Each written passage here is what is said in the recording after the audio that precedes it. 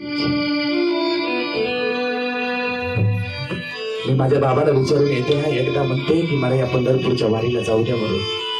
तेवढ्या छोटीशी नागू पळत पळत बाबाकडे आली. बाबा, हो बाबा, हो बाबा, मला या माळ्याचा मला ज्या मालकानं फुलवलेला आहे ना, ज्या मालकाचं तुम्ही नामस्मरण करता ना, त्या मालकाला मला पाहण्याची एकदा इच्छा आहे. बाबा, माझी एकच इच्छा पूर्ण करा, मला एकदा या दिल्ली जाऊ द्या ना. बाबा, एकदाच्या दिल्लीत जाऊ द्या, पंढरपूरचा मालक मला एकदा पाहू द्या. सावता बाबांनी सांगितलं, खबरदार नागो, ज्या मालकाने एवढं पंढरपूर आपल्याला दिलंय ना, हेच आपलं पंढरपूर आहे, हाच आपला विठ्ठल आहे. या विठ्ठलापेक्षा या जगामध्ये दुसरा कुठलाच विठ्ठल नाही. तुला काय भक्ती करायची असेल, भक्तीचा मला फुलवायचा असेल ना, या पंढरपुरात फुलव. थोड्यात बापाचं ऐकलं पोरीनं गडबडीनं. हे लोक दिल्लीला चालेत म्हणून गडबडीनं पेरू तोडले, रताळे काढले, गाजरं काढले, काकड्या घेतल्या, गाठोडं बांधत पळत पळत छोटीशी नागू त्या दिल्लीवाल्याजवळ गेली. म्हणजे अहो विनेकरी बाबा, माझे बाबा दिल्लीला नको म्हणताय, हे काम करा, हे माझ्या मालकाला एवढं लिहून द्या आणि सांगा म्हणाव, 6 वर्षाची चिमुरडी तुमची वाट पाहते, माझ्याकडे वाट पाहते, एकदा तिच्यासोबत खेळण्यासाठी हे मला जगाचा मालक पाहण्याची इच्छा आहे. माझे बाबा येत नाही तो. नाही बापू, या विनेकऱ्याचं गाठोड जवळ घेतलं आणि हे पोरी, याच्यामध्ये काय म्हणून कंबरड्यात लाद पडेल लाद घातली. आवाज केला, आई बाबा. जसा आवाज गेला तसे सावता बाबा आले, पळत आले आणि पळत आल्याच्या नंतर नागूला पाहिले. नागू पाण्यात. बाबा, मी फक्त जगाच्या मालकासाठी असणारे आपले रताळ असतील, गाजर असतील, ईश्वराच्या मालकानं जे पिकवलेला मीच यांच्याकडे दिलं, मी यांना काही बोलले नाही बाबा, पण यांनी मला लाद घातली. सावता बाबांच्या तोंडातून शब्द गेला, हे काय म्हणता हो? अरे, जर तुम्हाला लहान लेकरामध्ये देव पाहता येत नाही ना, तर पंढरपूरचा मालक तुम्हाला भेट देणार नाही. अरे, त्याला लहान लेकरामध्ये देव दिसत नाही, लहान लेकराच्या कमरण्यामध्ये तुम्ही लाल घातली ना, ज्याला लहान लेकरातला देव दिसत नाही, त्याला त्या पंढरपूरचा पांडुरंग जगाचा मालक देत नाही. दिंडीवाल्याने सांगितलं, अरे याच्या नादाला लागू नका, हे पागल झालंय, हे कांद्याला मुळ्यालाच विठ्ठल म्हणते, हे स्वतःच्या मनालाच पंढरपूर समजते, हे स्वतःलाच महान समजते. हिच्या नादाला लागू नका. दिंडी पुढे निघाली. बघता बघता पंढरपूर आलं. पंढरी गौरदेवचा गजर झाला आणि गजर झाल्याच्या नंतर गाभाऱ्यामध्ये पहिला विनेकरी गेला. गाभाऱ्यात पाहिलं तर पांडुरंग गायब. आजचा मात्र जिवंत वाटतोय मला, खरं सांगतोय, इतका जिवंत वाटतोय. तुळशीवाले वृंदावन घेणारी बाई गेली, गाभाऱ्यातून देव गायब. दिंडीतले सगळेच माणसं गेली, गाभाऱ्यातून देव गायब. हा मंद बातमी पसरली, देव चोरला, देव चोरला, देव चोरला, देव चोरला. तोपर्यंत ही बातमी नामदेवरायापर्यंत, ज्ञानदेवापर्यंत गेली. ज्ञान दाखवतं, नाम शोधतं. ज्ञान आणि नाम देत श्रीराम महाराज एकत्र येत नाही, तर जगाचा मालक घर नाम देत असतो. नाम आणि ज्ञान एकत्र आलं पाहिजे. नुसतं नामही नाही आणि नुसतं ज्ञानही नाही.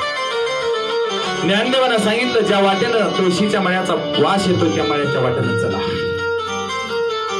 आणि ज्ञानदेव पुढे चढू लागले, नाम पाठीमागं चढू लागलं. तेवढ्यात देवाने ठरवलं खेळ खेळायचा आहे. खेळ खेळू लागले. तेवढ्यात सांगितलं, हो सावतोबा, मी आलो. तेव्हा तुम्ही आला.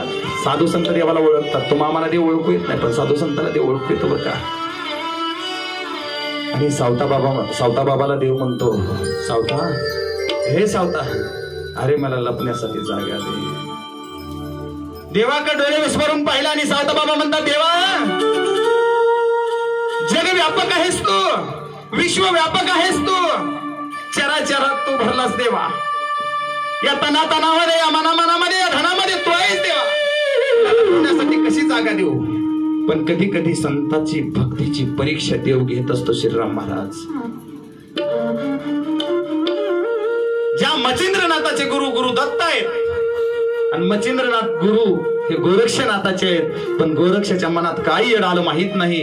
दत्त गुरुपाशी गोरक्षनाथ गेले आणि दत्त गुरुला सांगितले, हे देवा आपण लपाछपीचा खेळ खेळू. लक्षात ठेवा, देव परीक्षा घेतो.